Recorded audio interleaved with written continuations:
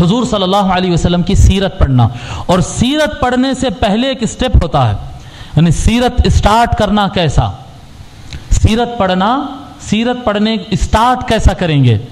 تو اسٹارٹ آپ بولیں گے کہ میں سیرت کی کوئی کتاب لے لوں گا، سیرت ابن ہشام ہے، سیرت حلبیہ ہے، بڑی بڑی سیرت ہے، شیخ الاسلام کی لکھی ہوئی علامہ طاہر القادری صاحب کی سیرت الرسول ہے اردو میں اویلیبل، یا پیر کرم شاہ ازہری کی ضیاء النبی سیرت، تو میں سیرت کی کتاب لے کر پڑھنا شروع کر دیتا ہوں، نہیں، یہ طریقہ غلط ہے۔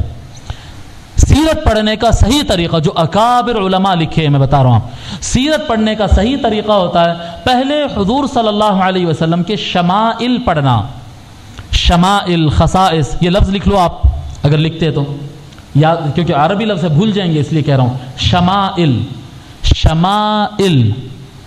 شمائل ہے، خصائل ہے حضور صلی اللہ علیہ وسلم، یہ پڑھنا، اس کی کتابیں ہوتی ہیں باضابطہ، شمائل ترمذی ہے، امام ترمذی ہے جو سنن ترمذی لکھی ہے، صحاح ستہ میں سے ایک کتاب، امام ترمذی کی ایک کتاب ہے شمائل پر، وہ آپ پڑھ سکتے ہیں۔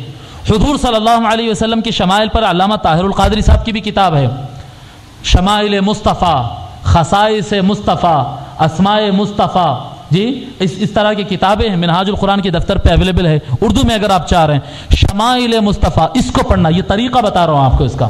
اگر کوئی انسان شمائل پڑھے بغیر ڈائریکٹ سیرت پڑھتا ہے تو وہاں پر اس کو بھٹک جانے کا امکان رہتا ہے، کیوں؟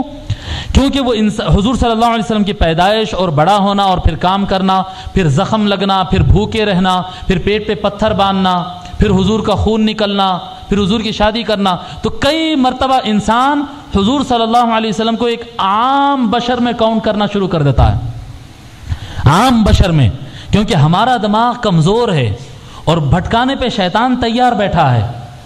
وہ پہلی کوشش یہی کرتا ہے کہ مصطفیٰ صلی اللہ علیہ وسلم کو، جب وہ بشر ہے تو ایک عام بشر کی کیٹیگری میں ڈال دو، جی عام بشر۔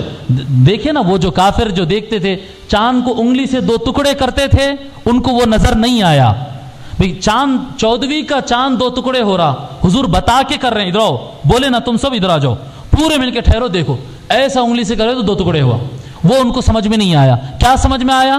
وَقَالُوا مَا لِهَذَا الرَّسُولُ يَمْشِي فِي الْأَسْوَاقِ وَيَأْكُلُ الطَّعَامَ، کیا ہے یہ رسول، تو ہماری طرح بازار میں بھی چلتے تھے، ہماری طرح کھانا بھی کھاتے انہوں۔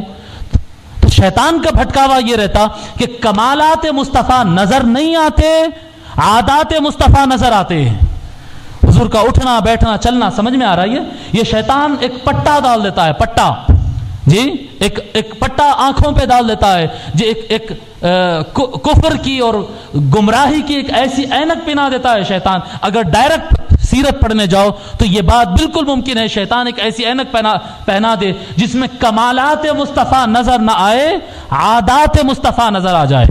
اور اگر اس سے بچنا ہے تو طریقہ یہ ہوتا کہ اللہ تبارک و تعالیٰ جو طریقہ اپنایا نا، اللہ تبارک و تعالیٰ میرے نبی کو مانو، میرے نبی کی مدد کرو، میرے نبی سے محبت کرو، میرے نبی کا ادب کرو، یہ سب کہنے سے پہلے 10 پوائنٹ کمالات مصطفیٰ دکھایا ہے۔ میرا نبی وہ ہے جو غیب جانتا ہے، میرا نبی وہ ہے جو شریعت میں بنانے رکھنے کا اختیار رکھتا ہے، میرا نبی کی عظمت وہ ہے جو وہ میرے پاس سے آیا ہے، میرا نبی وہ ہے جس کی شان سارے کتابوں میں ہے۔ تو اللہ تبارک و تعالیٰ قرآن میں یہ میتھڈ دیا کہ رسول اللہ کے بارے میں پڑھنا ہے تو ضابطہ پہلے یہ ہے کہ پہلے کمالات مصطفیٰ، شمائل مصطفیٰ، معجزات مصطفیٰ، آقا صلی اللہ علیہ وسلم کے برتر ہونے کی بات کو پہلے پڑھنا، بعد میں پھر واقعات کی طرف آنا۔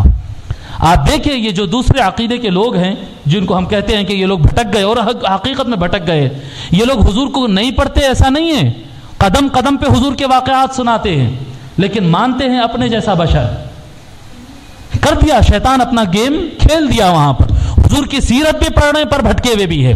اللہ تعالیٰ ضابطہ بنایا، 10 پوائنٹ شان مصطفیٰ بیان کیا، اس کے بعد کہا اب ایمان لاؤ، اب ایمان لاؤ۔ تو طریقہ یہ ہے شمائل مصطفیٰ، بہت آسان کتاب ہے شیخ الاسلام علامہ طاہر القادری صاحب کی، یہ ربیع الاول کا بھی مہینہ ہے، اگر ہو سکے تو کتاب منگا لو، کتاب بڑی ہے، روزانہ 3 پیج، وہ ایک چیپٹر رہتا ہے، شیخ الاسلام چیپٹر وائز لکھتے نا، 2 صفحے 3 صفحے ہوتے ہیں، روزانہ ایک چیپٹر پڑھو۔ حضور صلی اللہ علیہ وسلم کی انگلیوں کی خاصیت کیا تھی، حضور صلی اللہ علیہ وسلم کی ابرو کی خصوصیت کیا تھی، جی حضور کی پیشانی کی خصوصیت کیا تھی، حضور کسی چیز کو ٹچ کر دیے تو اس پہ کیا فرق آ جاتا تھا، ایک ایک چیز ایک ایک چیز. جیسا خضر علیہ السلام کا نام سنے نا, خضر علیہ السلام, موسیٰ علیہ السلام کے ساتھ خضر تھے.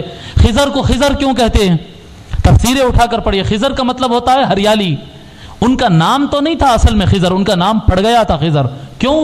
وہ اللہ کے ایسے نیک بندے تھے اور اللہ تعالیٰ ان کے اندر وہ کمال رکھ دیا تھا, کیونکہ نبی کو ان کے پاس بھیجنا تھا نا, تو کچھ اسپیشلٹی رکھنا تھا.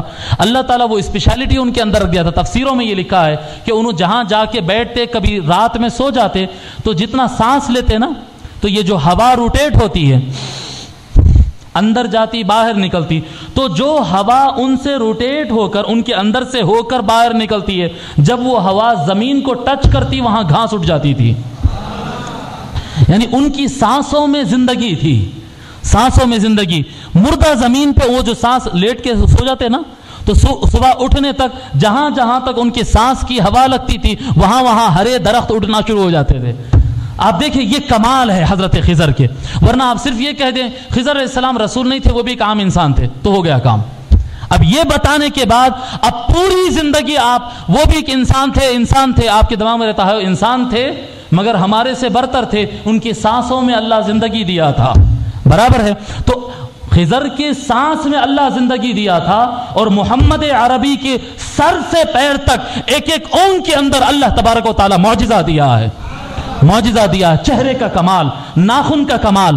ارے بڑے بڑے منافق, امت اسلام کے دشمن مرتے وقت وصیت کرتے ہوئے مرتے ہیں کہ زندگی میری بہت بری گزری ہے, میں نے اسلام اور مسلمانوں کو بہت نقصان پہنچایا ہے, اب مجھے دفن کرتے وقت ایک کام کرنا, میرے پاس ایک صندوق ہے کہ حضور صلی اللہ علیہ وسلم ایک مرتبہ ناخن کاٹے تھے, وہ ناخن میں اٹھا کر رکھا ہوں, مجھے قبر میں رکھتے وقت میری آنکھوں کے اندر مصطفیٰ کے ناخن ڈال دینا, میں عذاب قبر سے بچ جاؤں گا.